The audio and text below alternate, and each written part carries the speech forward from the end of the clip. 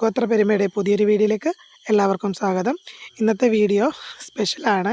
അതായത് കാസർഗോഡ് ജില്ലയിലൊക്കെ മീൻ കറി വെക്കുമ്പോഴും നമ്മുടെ യൂസ് ചെയ്യുന്ന ഒരു പുളീനെ പറ്റിയാണ്. പുളി, ഇതിൻ്റെ ഇലയ്ക്കും പുളി, ഇതിൻ്റെ റെഡ് കളറിൽ കാണുന്നതിലും പുളിയൊക്കെയാണ് നമ്മൾ കറിയിലൊക്കെ ഇത് യൂസ് ചെയ്യും.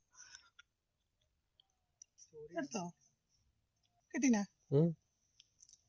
നമ്മൾ ഈ പുളി ഇങ്ങനെ എടുത്തിട്ട് നമുക്കത് കറിയിലെല്ലാം ഇടാം. ഉണക്കിയിട്ട് കറിയിലെല്ലാം ഇടാൻ പറ്റും. നല്ല പുളിയാണ്, നല്ല പുളി.